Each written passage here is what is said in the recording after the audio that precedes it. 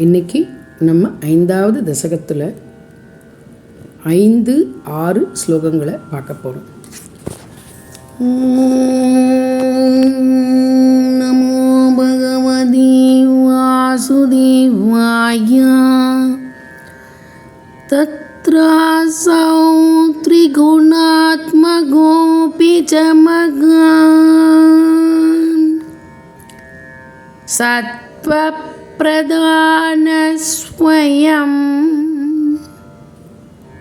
ஜீவேஸ்மின் கலு நிர்விகல்பமகமிதி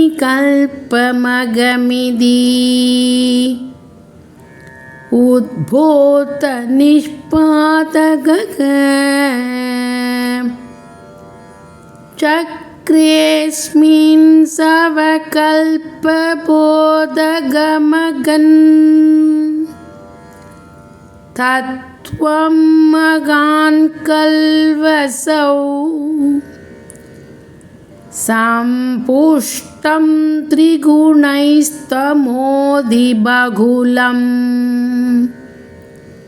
விஷ்ணோ பவத் பிரேரணாத்.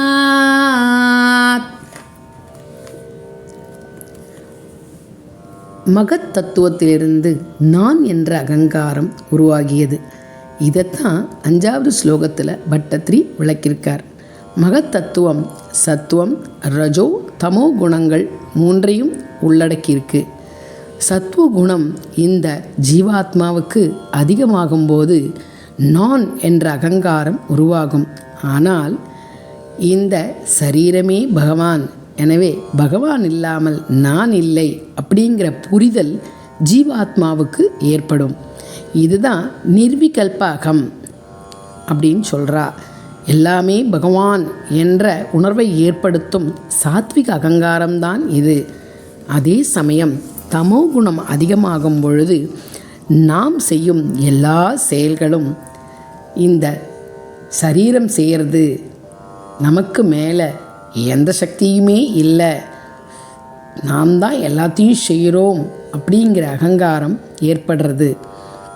முன் வினையில் அவரவர் கர்ம வினைக்கேற்ப அவரவருக்கு எந்தெந்த குணம் இருக்கோ அதற்கேற்றா போல உன்னுடைய தூண்டுதலினால தான் குருவாயிருப்பா இந்த அகங்காரம் படைக்கப்படுகிறது அப்படி சொல்லிட்டு, அகங்காரம் அப்படிங்கிறது ஜீவாத்மாவுக்கு எப்படி ஏற்படுறது அப்படிங்கிறத பட்டத்ரி இந்த ஸ்லோகத்தில் சொல்லியிருக்கார்.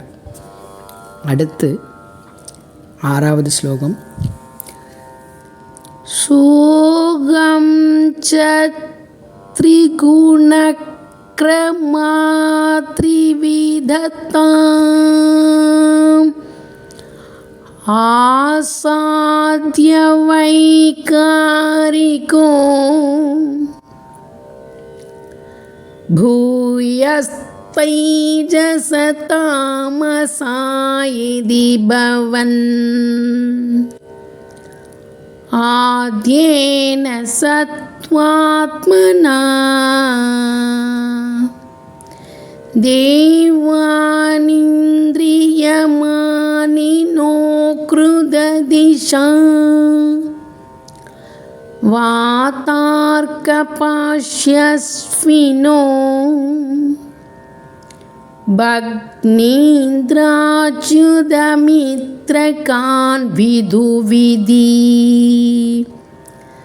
ஸ்ரீருத்ரசாரீரகான். தேவ சிருஷ்டி ஜீவாத்மாவுக்குள்ள 5 கர்மேந்திரியம், 5 ஞானேந்திரியம், மனசு, இப்படியாக 11 இந்திரியங்களுக்கும் அபிமான தேவதை இருக்கா. அந்த தேவர்களை பகவான் எப்படி படைக்கிறார்? இந்த அகங்காரமானது 3 குணங்களுக்கேற்ப 3ஆக பிரிகிறது. வைகாரிகம் அப்படிங்கிறது சாத்விக அகங்காரம், தைஜச அப்படிங்கிறது ராஜச அகங்காரம், தாமச அப்படிங்கிறது தாமச அகங்காரம். இந்த 3 அகங்காரங்களாக அது பிரியறது. முதல்ல சாத்விக அகங்காரத்திலிருந்து இந்திரியங்களுக்கான தேவதைகள்லாம் உருவாருது.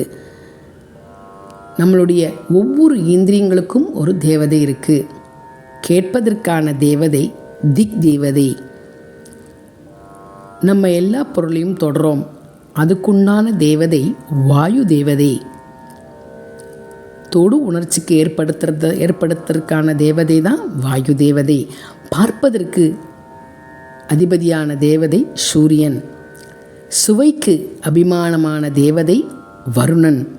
நமக்கு நுகர்வும் சக்தி ஏற்படுறது இல்லையா, அதுக்கு உண்டான அதிபதி அஸ்வினி தேவதை. பேச்சுக்கு அபிமான தேவதை அக்னி. கைகளுக்கு அபிமான தேவதை இந்திரன். கால்களுக்கு அபிமான தேவதை அச்சுதன். மனஜலம் கழிப்பதற்கு அபிமான தேவதை மித்ரகன். மனசுக்கு அதிபதி சந்திரன். இனப்பெருக்கத்திற்கு அதிபதி விதி மற்றும் அகங்காரத்திற்கு அதிபதி ருத்ரன். ஜீவாத்மாவுக்கு அதிபதி சாரீரிக தேவதை. அப்படி சொல்லிட்டு முதல்ல இந்த இந்திரியங்களுக்கான தேவதைகளெல்லாம் பகவான் படைக்கிறார் அப்படிங்கிறது தான் இந்த ஸ்லோகத்துக்கான அர்த்தம்.